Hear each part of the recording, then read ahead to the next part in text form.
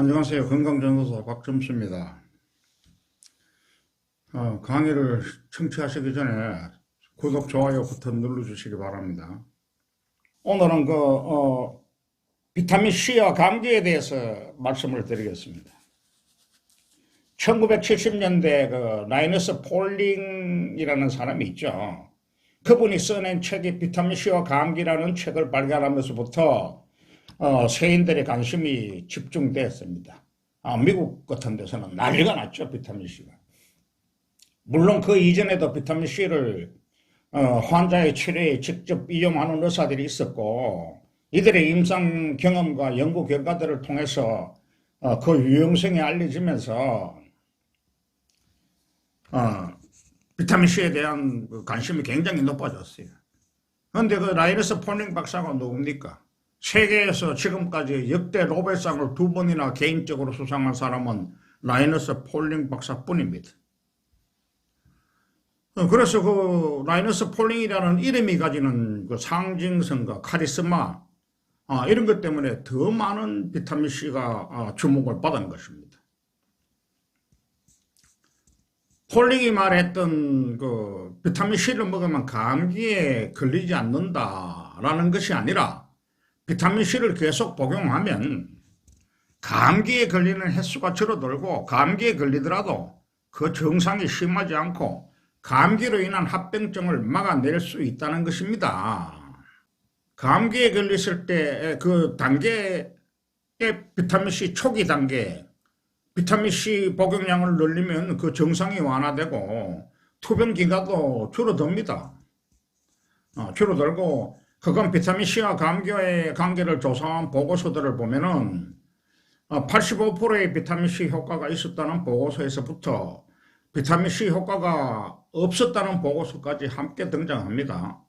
그런데 저의 생각을 말씀드리면은, 또 경험한 것을 말씀드리면은, 그 보고서에는 이유가 있다고 생각합니다.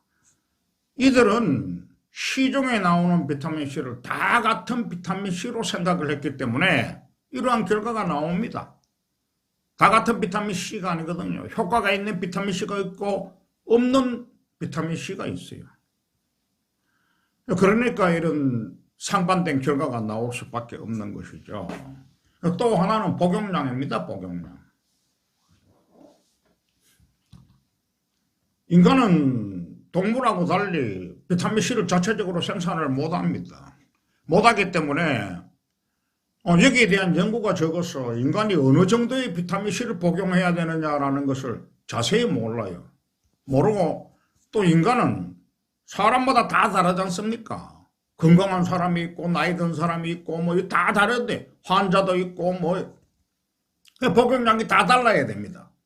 다 달라야 되는데 어떻게 되어 있느냐? 1일 3g 딱 정해놨어요. 참.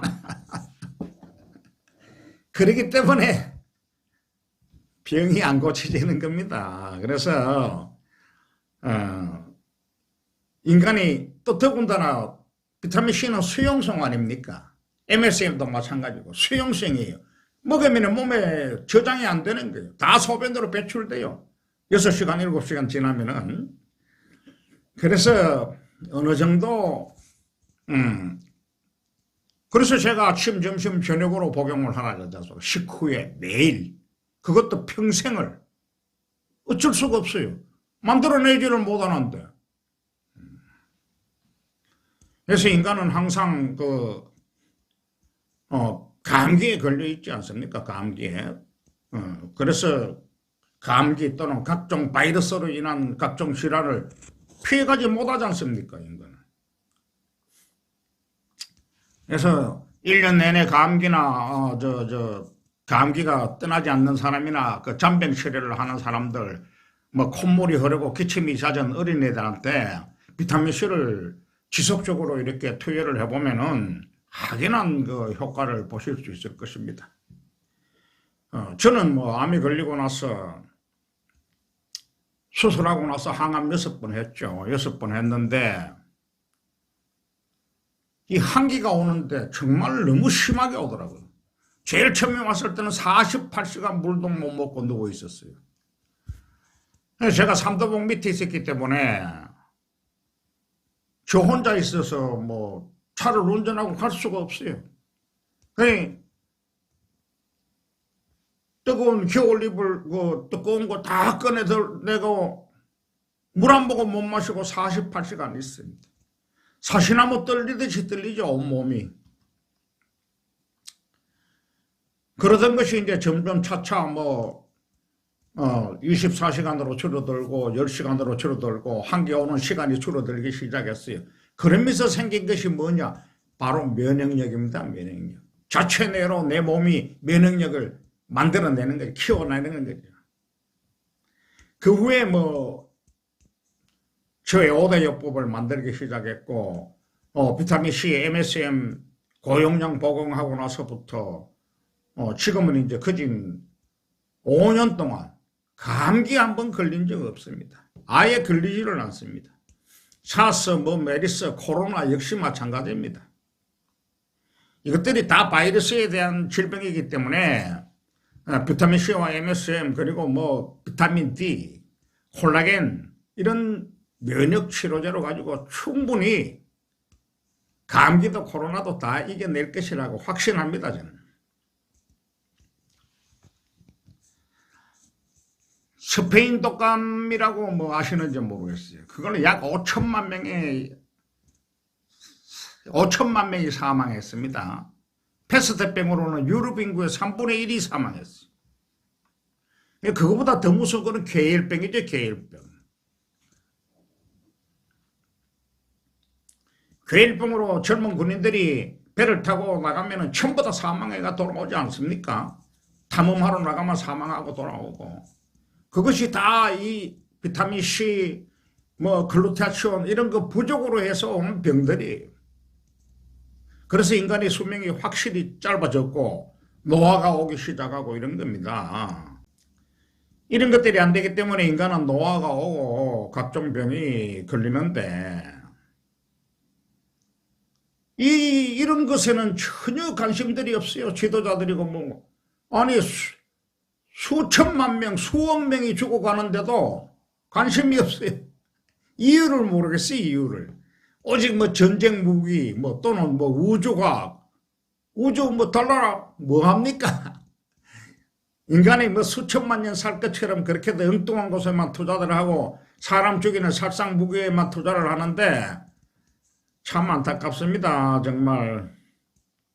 그러니까 제 강의를 들으시는 여러분들만이라도 면역력을 키워서 건강하게 질병들 다 이겨내고 코로나 같은 것도 아무것도 아닙니다. 다 이겨낼 수 있습니다.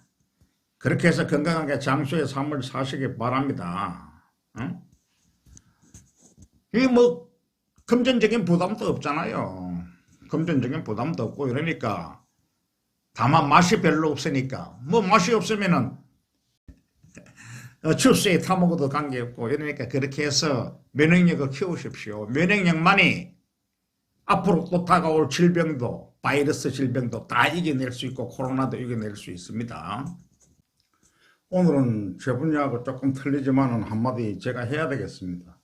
요즘 대통령 선거전이 치열한데 21일 날 4명의 후보자가 나와서 우리나라 원화가 기축통화국이 될 가능성이 매우 높다라는 발언을 하면서 SNS상에서 기축통화의 논쟁이 굉장히 뜨겁습니다. 결론부터 말씀드리면 우리나라 원화가 기축통화 반열에 올라선다는 확률은 제 개인적인 생각으로는 사실은 향후 100년까지는 제로 확률입니다. 제로 확률. 확률이 아예 없습니다. 기축통화는 국제 간의 결제나 금융거래의 기본이 되는 통화를 말하는 것입니다. 1960년대 미국의 드러핀 교수가 주장했던 용어이며 당시 그는 기축통화로 미국의 달러화와 영국의 파운드화를 들었죠. 역사적으로는 영국의 파운드화와 미국의 달러가 기축통화 역할을 해왔습니다. 1914년 이전에는 영국이 세계 최강의 국가였기 때문에 파운드화가 그리고 1918년에서 1939년에는 영국의 파운드하고 미국 달러가 같이 이제 기축통화 역할을 했는데, 세계 2차 대전이 끝나고 나서 세계 2차 대전 이후 1944년 이후에는 미국 달러가 기축통화로서의 역할을 하고 있습니다. 금본위제 이후에 금환본위 제도 아래에서는 금의 부족을 보충하기 위해서 국제금융의 중심이 되는 특정국의 통화를 금에 대신하는 환으로 사용하기를 하는데, 종래의 특정국은 영국뿐이었으나 세계 2차 대전 이후에 미국이 대표적 기축통화국으로 되었죠. 현재 기축통화국은 미국밖에 없습니다. US 달러뿐입니다. 기축통화는. 각국의 통화는 안정통화와 위험통화로 구분이 되죠. 안정통화는 현재 유일한 US 달러, 그리고 일본 엔화, 스위스 프랑, 영국 파운드, 유로화 정도가 이제 안정통화로 되고, 우리나라 원화는 죄송한 이야기지만 위험통화입니다. 위험통화. 안전통화에도 들어가지 못하고 있습니다. 지금. 국제외환시장에서 금융거래 또는 국제결제의 중심이 되는 통화는 대표적으로 미국 달러가 이에 속하고, 그 기축통화의 기능을 수행하기 위해서는 조건이 있습니다. 군사적으로 세계 최강이라 해야 됩니다. 그리고 지도적인 모든 세계를 이렇게 어우릴 수 있는 그런 힘이 있어야 돼요. 그 나라가. 그래야 기축통화에 그게 되고, 또 기축통화 발행국은 다양한 제화나 서비스를 생산하고 통화 가치가 안정적이고 고도로 발달한 외환시장과 금융, 자본시장을 가지고 있어야 하고 대거래에 대한 규제도 없어야 합니다. 영국의 파운드화와 미국의 달러를 기축통화로 부르는데, 지금은 영국 파운드화는 19세기 이후에 그전에는 이제 금융의 중심지가 영국이었으니까 그런 강력한 세력을 가지고 있었기 때문에 담당을 했지만, 1차 대전, 2차 대전이 지나고 나서 각국 경제가 피폐해졌지 않습니까? 전부 다 초토화됐잖아요. 유럽이 2차 대전 끝나면서. 초토화되니까 오히려 미국은 전혀 다치지도 않고 손실이 하나도 없었죠. 그리고 전쟁 특수로 해서 미국 경제가 급성장하게 됩니다. 미국 경제가 이제 급성장하고 힘이 세지니까 사람들이 기축통화를 자리매김 하는 데는 미국 달러하고 예전과 같지 않죠. 그러니까 지금도 미국 달러가 확실하게 보장이 돼가지고 이렇지는 않아요. 그렇지만 기축통화인 달러를 대신할 통화 자체가 없습니다. 대체 통화로 유로화 또 중국 위안화 등이 후보로 거론되지만은 기축통화로서의 조건인 신뢰도나 사용도 면에서 보면 아직도 미국 달러, US 달러하고는 비교가 안 됩니다. 더욱이 중국은 또 환율을 통제하는 좀 자유로운 거래라는 기축통화의 조건을 충족시키지 못하기 때문에 도저히 기축통화로서의 자격이 없는 것입니다. 세계 2차 대전으로 유럽 각국은 경제가 망가지고 모든 기반 시설이 초토화되었고, 미국은 오히려 전쟁 특수를 누려서 경제가 튼튼해지고 전쟁에 대한 피해도 전혀 없었죠. 해서 유럽은 각 나라들의 금을 미국의 달러에 연동시켜서 금본위제에 합의하게 됩니다. 각국의 금을 미국에다가 갖다 주고 1온서당 35달러의 US 달러를 받아가는 것이 이제 금본위제입니다. 그래서 미국은 맨하탄에 금을 보관하고 이후 35달러의 금을 가지고 오면은 금을 1온스를 가져오면은 35달러에 이제 US 달러를 내줬죠. 그러면은 이제 미국은 금이 들어오는 것만큼만 달러를 발행을 해야 되는데 약속을 내리지요. 그래서 US 달러를 초과 발행하는 겁니다. 보관된 금보다도 더 많은 US 달러가 풀려나갔죠. 그러니까 유럽 각국은 달러가 넘쳐나고 그러니 달러를 자꾸 넘쳐나니까 달러를 가져와서 금을 내달라고 미국에다가 이야기를 하죠. 하니까 미국에서는 당연히 내줄 금이 없죠. 달러를 너무 많이 내보냈기 때문에. 그래서 당시 미국 대통령인 닉슨이 1971년 8월 15일 날 금본위제 폐지를 선포합니다. 나 내줄 돈이 없다. 참 금이 없다. 달러를 가져와도 금을 내줄 것이 없으니까 금본위제는 안 한다. 라고 이렇게 선전포고를 해버린 거예요. 하지만 이때 미국은 세계 최강이죠. 그리고 또 미국이 한 가지 또 했죠. 석유 수출국 기구인 오펙하고 거래를 했죠. 어떤 계약을 했느냐. 석유를 사는데 US 달러 아닌 다른 돈은 받지 마라. 다른 화폐는. 그러니까 석유를 사려면 US 달러 없이는 못 사는 거예요. 그러다 보니까 US 달러를 어쩔 수 없이 US 달러를 사용할 수밖에 없어요. 그래서 기축통화가 완전히 자리를 잡아가는 겁니다. 그래서 다른 나라 여러 나라 세계 각국들은 배신감은 상당히 많이 느꼈겠죠. 느꼈지만은 어쩔 수 없이 US 달러를 기축통화로 인정을 하지 않을 수가 없었고 현재까지도 세계 유일의 기축통화로 남아있는 것입니다. 중국이 위안화를 기축통화로 하려고 무던히 노력했지만은 번번이 실패했죠. 그리고 미국이 절대 용납 안 하는 세 가지가 있습니다. 세 가지가 있는데 그것을 지금 중국이 계속 건들지 않습니까? 그 중에 하나가 기축통화입니다. 1대1로가 있고 기축통화가 있고 에너지가 있고 이런데 절대 용납을 하지 않습니다. 전쟁도 불사할 겁니다. 미국은 기축통화를 건들면은. 그래서 각국은 금융거래를 하기 위해서는 외환보유가 필수죠. 우리나라도 외환보유가 바닥이 나서 IMF 맞았지 않습니까? 쓰라린 기억을 대부분들 기억하실 거예요. 김정산 전 대통령의 참 무식한 사람이 대통령이 앉아가지고 IMF를 맞았지 않습니까? 자세한 각 나라의 외환 보유국을 이렇게 그거 나오는 것이 자료가 별로 없어서 모르겠지만 아마도 중국이 한 2조 달러 가지고 있을 거고 일본이 1조 달러 이상 그리고 각 나라 전부 다 몇천억 달러씩 다 가지고 있지 않습니까? 그 정도로 많이 풀렸고 또 미국의 국채가 얼마나 많이 풀려나갔습니까? 이제는 거기를 건들 수가 없어요. 그런데 우리나라가 기축통화국이 된다?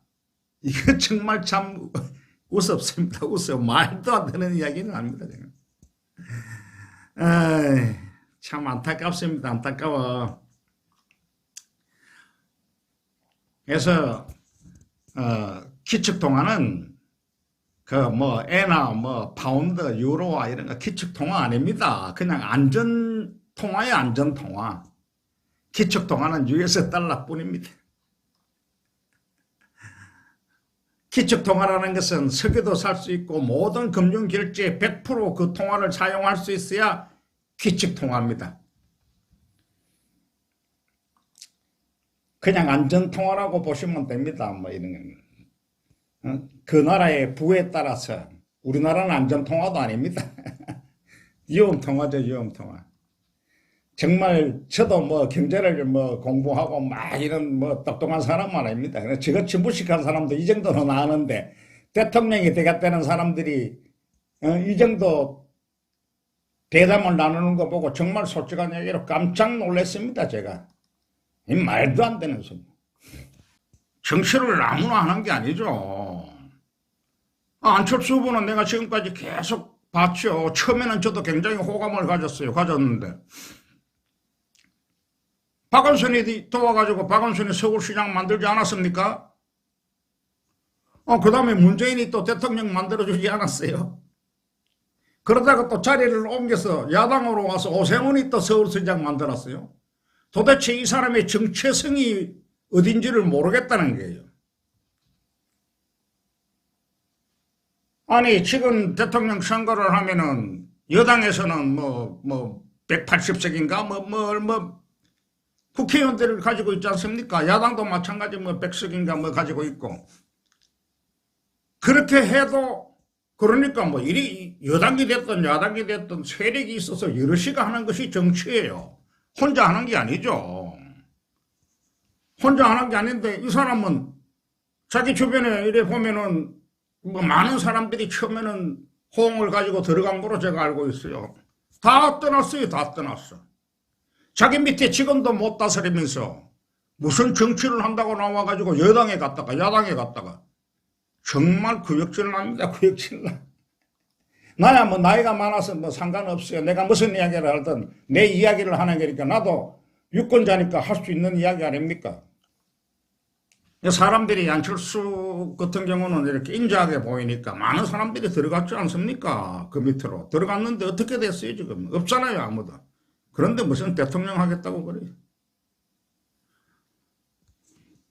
저는 사실 이승만 시절부터 해서 지금 문재인 정권까지 다 경험을 했습니다. 역대 대통령 다 경험했죠. 참 오늘 내가 사실 좀 흥분을 합니다. 제가 역대 대통령을 다 경험했지만은 진짜 대통령은 박정희 대통령만이 유일합니다. 무능력하거나 사기꾼이거나 전부 다 자기 재산 안 챙긴 사람이 누가 있어요? 재산 안 챙긴 사람은 무능력한 사람이죠. 역대 대통령 다 그랬지 않습니까? 우리나라 국민들은 정말 굉장히 대단한 국민들이에요. 스포츠에서도 그렇고 이래 보면은 개인적인 능력들이 상당히 뛰어납니다. 이것을 뒷받침해 주는 것이 정부인데 제대로 된 정부가 하나도 없어요 지금까지. 참 안타깝습니다. 우리나라 정말 대통령 복이 없는 국민입니다. 정치 이야기는 이것으로 끝내겠습니다. 끝내고 나가시기 전에 구독 안 누르신 분은 구독 버튼 누르시고 좋아요 버튼 눌러주시기 바랍니다. 감사합니다.